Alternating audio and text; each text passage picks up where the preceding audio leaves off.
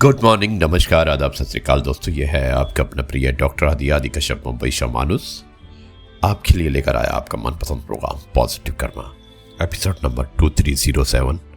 और आज की कहानी है जब सवाल ने रास्ता बना दिया। दोस्तों, ये कहानी है कोयम्बटूर, तमिलनाडु की। शुरुआत करता हूं इस कहानी की कुछ इस प्रकार। एक दिन अरुणाचलम, उसकी पत्नी ने उससे एक छोटी सी बात कही कि इन दिनों कुछ अलग खर्च हो जाता है। अरुणाचलम ने पूछा, किस पर? पत्नी ने टाल दिया, लेकिन उनके मन में सवाल रह गया। कुछ दिनों बाद पता चला कि जिस समय उनकी पत्नी को मासिक धर्म होता था, उसके दौरान उनकी पत्नी महंगे सैनिटरी पैड खरीदने के बजाय पुराने कपड़े इस्तेमाल करती थी, क्योंकि बाजार में पैड उनकी पहुंच से बाहर थे। यह सुनकर अरुणाचलम ने सोचा, अगर चीज इतनी जरूरी है तो इतनी महंगी क्यों? यहीं से कहानी शुरू होती है। उन्होंने बाजार से एक पैड खरीदा और उसे खोलकर देखने लगे।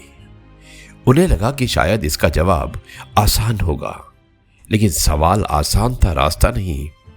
उन्होंने सस्ते विकल्प बनाने के प्रयोग शुरू किए। कभी सामग्री सही नहीं बैठी, कभी बनाया हुआ उत्पाद ठीक नहीं मिला, कभी लोग उनके काम को समझ ही नहीं पाए। कई बार उन्हें अजीब नजरों से देखा गया। लेकिन अरुणाचलम के पास एक आदत थी। वे असफल प्रयोग को सफलता का अंतिम फैसला नहीं मानते थे।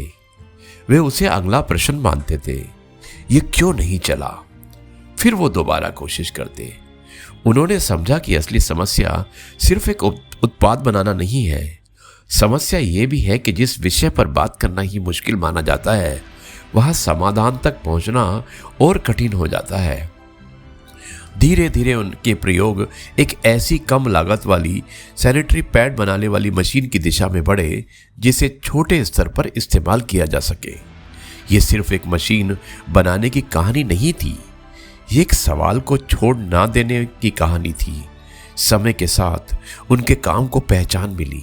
सरकारी दस्तावेजों ने उनके नवाचार का उल्लेख हुआ और उनकी कम लागत वाली मशीन के माध्यम से महिलाओं के स्वयं सहायता समूहों को उत्पादन से जोड़ने की संभावना सामने आई। साल 2016 में अरुणाचलम मुरुगनथम को सामाजिक कार्य के क्षेत्र में पद्मश्री से सम्मानित किया गया। लेकिन अगर उनकी यात्रा को सिर्फ पुरस्कार तक सीमित कर दें तो शायद कहानी का सबसे महत्वपूर्ण हिस्सा छूट जाएगा। दोस्तों, सबसे महत्वपूर्ण हिस्सा एक वो शुरुआती सवाल था, एक ऐसा सवाल जिसे बहुत लोग सुनकर भूल जाते हैं, लेकिन उन्होंने उसे पकड़ कर रखा। हमारी जिंदगी में अक्सर बदलाव किसी बड़े विचार से शुरुआत नहीं होती है। कभी वो एक छोटी परेशानी से शुरू होता है। ऑफिस में कोई काम बार बार अटकता है, घर में कोई समस्या सालों से चल रही थी, व्यवसाय में ग्राहक एक ही शिकायत दोहराते हैं, हम खुद किसी आदत से परेशान हैं। हम अक्सर कहते हैं यही तो चलता आया है और फिर आगे बढ़ जाते हैं। लेकिन कुछ लोग वहीं रुकते हैं। वो पूछते हैं, क्या इसे बेहतर किया जा सकता है? यही सवाल उन्हें दूसरों से अलग कर देता है। अरुणाचलम की कहानी हमें यह नहीं सिखाती कि हर व्यक्ति को कोई बड़ी मशीन बनानी चाहिए। वो हमें कुछ अधिक सरल बात सिखाती है। हर समस्या का समाधान तुरंत नहीं मिलता, लेकिन सही सवाल अगर ईमानदारी से पकड़ा जाए तो धीरे धीरे रास्ता दिखाने लगता है। कभी समाधान पहली कोशिश में नहीं मिलता, कभी लोग आपका मजाक समझते हैं, कभी आपको खुद नहीं पता होता कि आप सही दिशा में जा रहे हैं या नहीं। फिर भी अगर आपका सवाल सच्चा है और आपकी कोशिश लगातार है तो असफल प्रयोग भी बेकार नहीं जाते। वो आपको बताते हैं कि अगली बार क्या बदलना है। शायद यही फर्क है हार मानने और सीखते रहने में। हार कहती है ये नहीं हुआ, और सीख कहती है अब पता चल गया कि ये तरीका काम नहीं करता। और यही छोटी सी सोच यात्रा बदल देती है। आज अपने जीवन की किसी एक समस्या को याद कीजिए।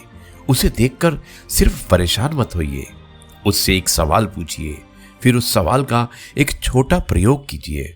हो सकता है उत्तर तुरंत ना मिले, लेकिन शायद रास्ता वहीं से शुरू हो जाए, क्योंकि कभी कभी जिंदगी बदलने के लिए आपको पूरा जवाब नहीं चाहिए होता, बस एक ऐसा सवाल चाहिए जिसे आप छोड़ने से इनकार कर दें।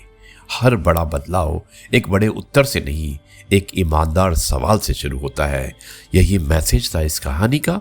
मुझे उम्मीद है कि आपको कहानी पसंद आई होगी। अब मैं इस कार्यक्रम को यहीं पर समाप्त करता हूं और आपसे कल एक बार फिर से मुलाकात करेंगे कुछ नई बातों के साथ। तब तक के लिए आपसे कहते हैं जय गुरु जी, शुक्राना गुरु जी।